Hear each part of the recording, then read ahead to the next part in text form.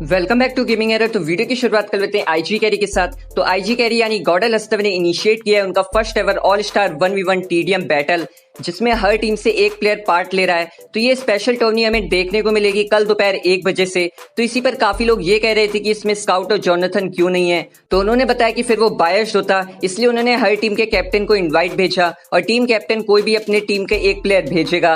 और साथ ही war mania की न्यू टूर्नामेंट पीएमआईसी में फनेटिक और सोल इन्वाइटेड टीम्स में नजर नहीं आई, जिसपे काफी लोग नाराज हो गए। और वॉर मेनिया ने ये कहा कि अभी सारी इन्वाइटेड टीम्स की अनाउंसमेंट नहीं हुई है। अब बात कर लेते हैं पोकेमॉन के बारे में। तो पोकेमॉन का 5 मिलियन स्पेशल पर्सनल क्यूएनए हमें देखने को मिला, जहां उनकी पर्सनल लाइफ से जुड़े काफी सवालों के आंसर्स हमें जानने को मिले। अब बात कर लेते हैं टीम सेल्स के बारे में। तो टीम सेल्स कुछ नया अनाउंस करने वाली है कल शाम 6 बजे।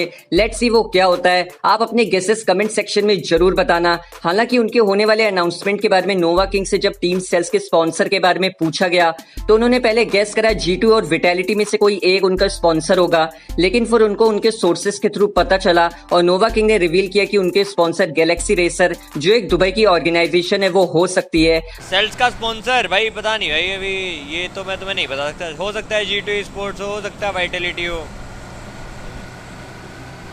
जहां तक मेरे को लगता है G2 है। New sponsor is Galaxy Racer esports from Dubai. You may check their insta post for hint / announcement competition. Galaxy Racer भाई, गैलेक्सी रेसर की भी हिंट आई थी, लेकिन मेरे को लग नहीं रहा था कि ये है। एक सेकंड रुको, हम चेक कर लेते हैं। बिल्कुल सही कह रहे हो। अब नोवा किंग की बात कर रहे हैं तो रिसेंटली नोवा किंग को एक बंदा ये कहता है कि पीएमसीयू में फनेटिक और हम फनेटिक को गाइड कर रहे थे। तो नोवा किंग ये कहते हैं कि अगर ये सच है तो गलत बात है। और हम गाइडेड फनेटिक पीएमसीयू ओपिनियन, मतलब ये तुम्हें कैसे पता? अगर हुआ होगा तो भी तुम्हें कैसे पता? अगर हुआ है तो फिर तो गलत हुआ है। बाकी यार क्या फ़र्क पड़ता है, ऑलरेडी जब ये बात हो गई ऑनलाइन फेजेस में, यू कैन नॉट कंट्रोल। मैं ऑलरेडी ये कमेंट ऑलरेडी कल दे चुका, पता है। तो तुम भी अपने भाई दोस्त भाई यारों को बुला सकते हो भाई, एज एनालिस्ट वगैरह, जो भी तुम्हारा मन करे।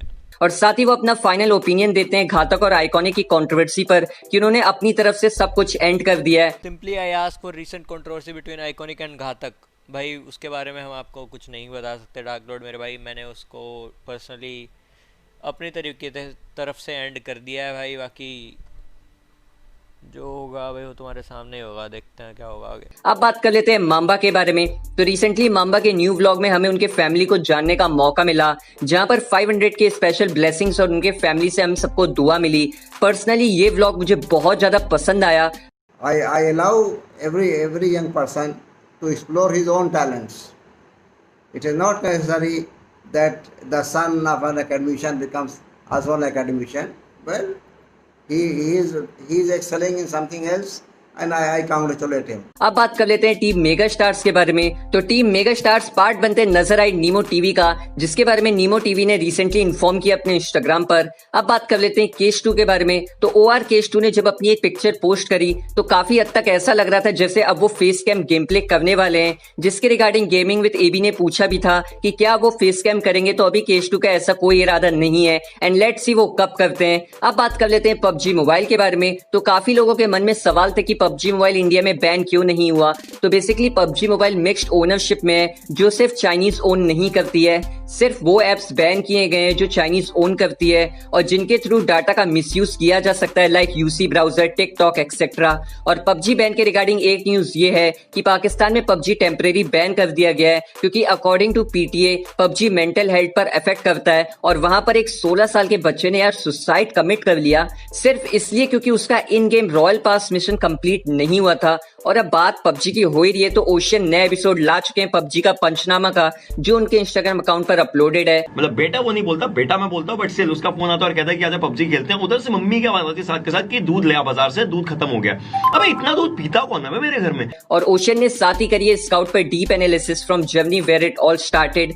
रोशन एंड आज की इस पर्टिकुलर वीडियो में अपन लोग बात करने वाले हैं तन्मय स्काउट ओपी सिंह के बारे में। अब बात कर लेते हैं मोबाइल लेजेंड्स के बारे में। तो मोबाइल लेजेंड्स अभी भी प्ले स्टोर पर डाउनलोड हो रहा है, जिसके रिगार्डिंग काफी रूमर्स थे कि ये बैन नहीं हुआ है। तो ऐसा नहीं है। बेसिकली एक ऐप को पूरे नेशन में बैन करने के लिए सारे होस्ट नेम और डोमेन नेम जो उससे अटैच एंड चेकआउट करने पड़ते हैं। अब बात कर लेते हैं हाइपरकॉन्ग के बारे में। तो हाइपरकॉन्ग का चैनल जो हैक हो चुका था उसके बारे में उन्होंने यूट्यूब से कॉन्टेक्ट किया और फाइनली उनका चैनल वापस आ चुका है। अब बात कर लेते हैं बियर बाइसेप्स और आईजीसी के बारे में। तो रिसेंटली बियर बाइसेप्स कुछ ये ट्वीट करते हैं कि अगर आपको लगता है कि पबजी में जीत रियल लाइफ जीत होती है तो या तो आप टीनेजर हो या फिर आप अपनी लाइफ की पोटेंशियल को फुलफिल नहीं कर रहे हो। एक वीडियो गेम आपका सेंटर ऑफ द वर्ल्ड नहीं होना चाहिए। जिंदगी एक असली रेस है जिसमें काफी लोग आपसे आगे हैं, जो अभी स्कूल कॉलेज में उनके लिए फ्यूचर में काफी चीजें हार्ड होंगी।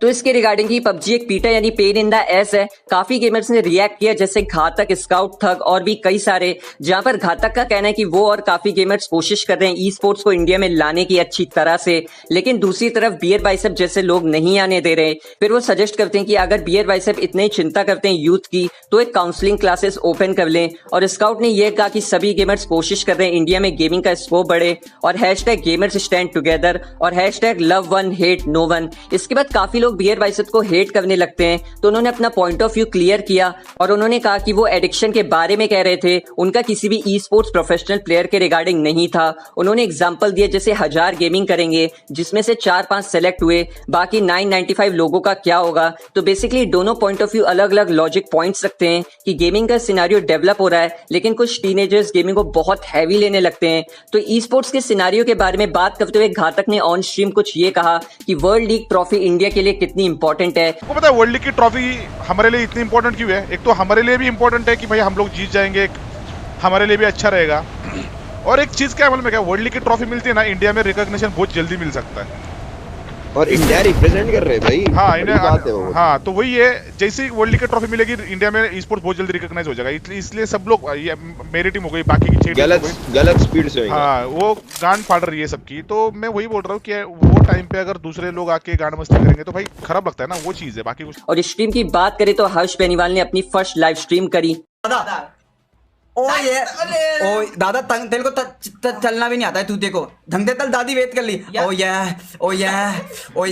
तलवा दिया ये तो दे, इसने हमें देखा कैसे, इसको मार लिए बहन को, हमें थैक्स करते हुए देख ला, इसको मार दी गांड मार, इसकी गांड मार बहन दे लड़की ठीक है फादर को करते हुए देता है बहन। तो वीडियो पसंद आया तो चैनल को जरूर से सब्सक्राइब कर देना। मैं मिलूंगा आपसे अगली वीडियो में, तब तक के लिए your IGC Ranger Rex signing of.